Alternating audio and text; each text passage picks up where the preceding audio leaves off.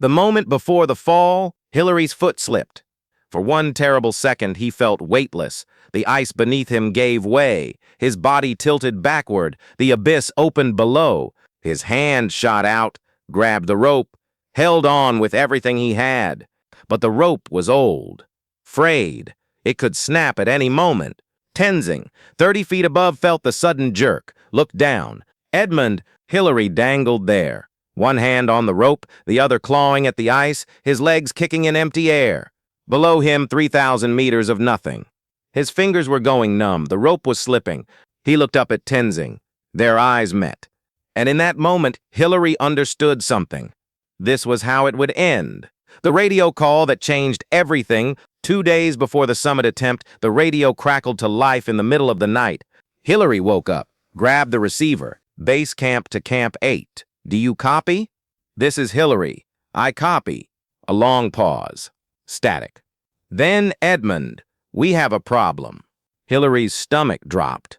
What kind of problem? The weather forecast just came in. A massive storm is heading your way. It'll hit the mountain in 48 hours. Hillary did the math in his head.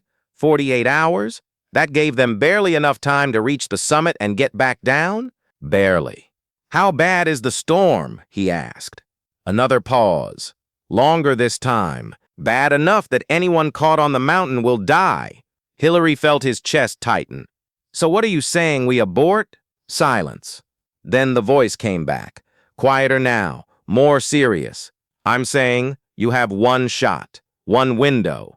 If you don't summit in the next 36 hours, you never will. And if we try and the weather turns early, then you won't make it back. Hillary looked at Tenzing, who was awake now, listening. What do we do? Tenzing asked. Hillary stared at the radio, his mind racing.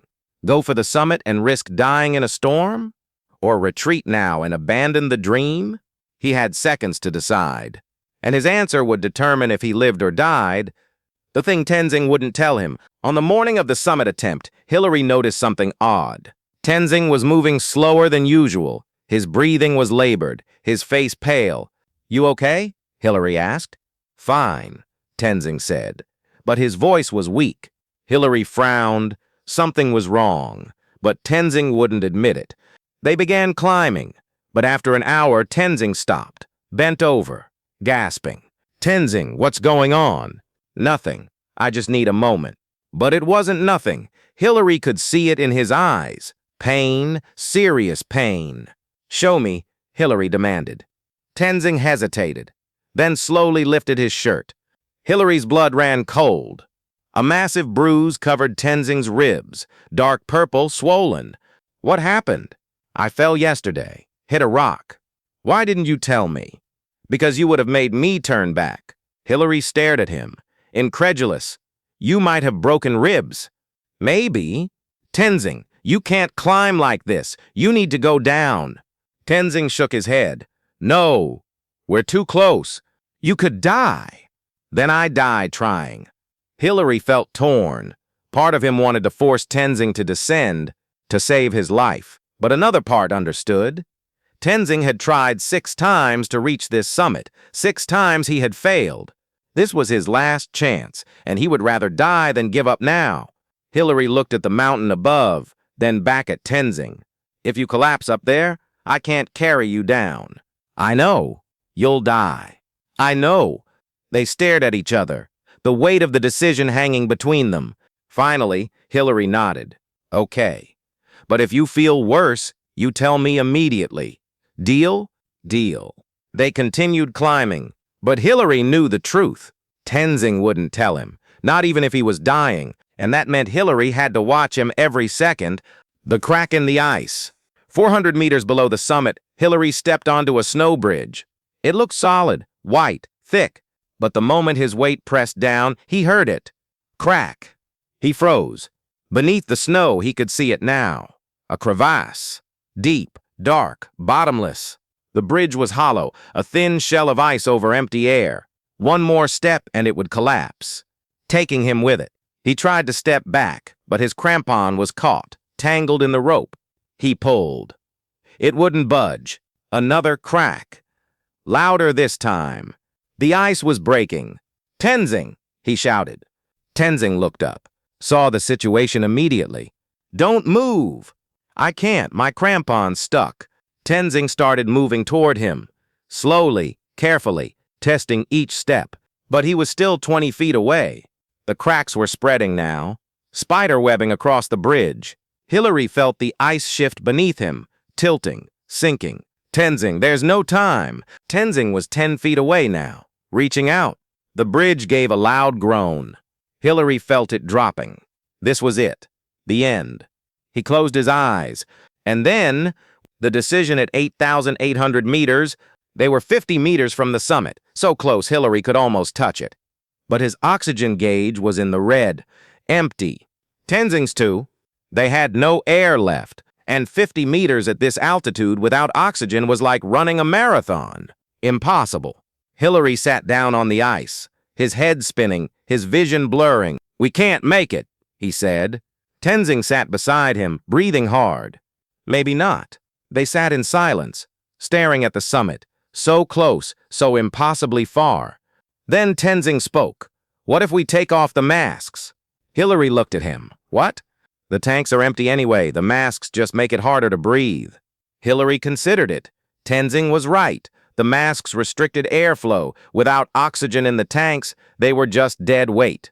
But taking them off meant breathing the thin air directly at 8,800 meters, where every breath felt like drowning. "If we take them off," Hillary said slowly, "we'll have maybe 10 minutes before we pass out. Then we climb fast." Hillary looked at the summit again. 50 meters? 10 minutes? It was insane. It was suicidal. It was their only chance. "Okay," Hillary said. "We do it." They removed their masks. The cold air hit their lungs like knives.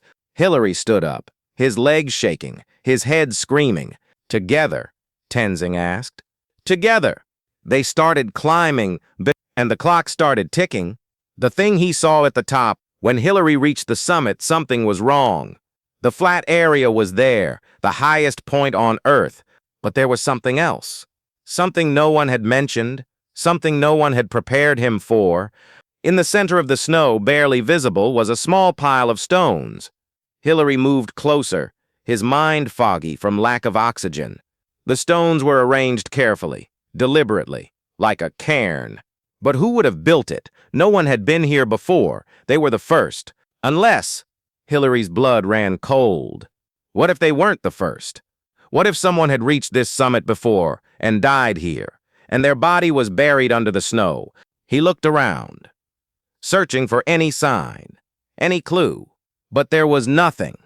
Just wind and ice and that strange pile of stones. Tenzing arrived beside him, saw the stones.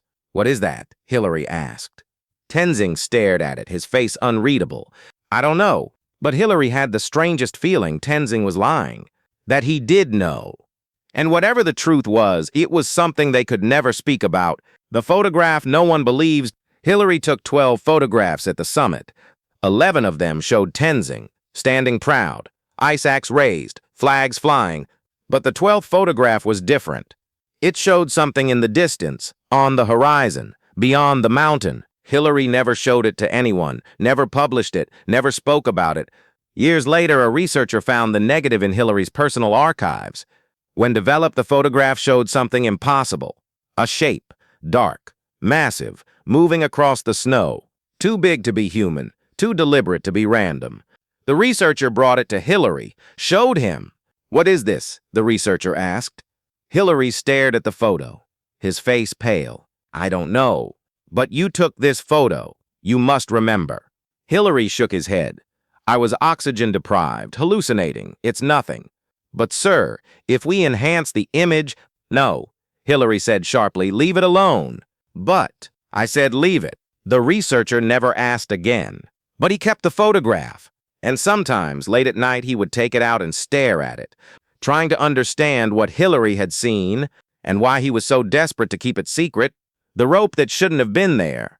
On the descent, Hillary noticed something strange. A rope, fixed to the rock, leading down a cliff face.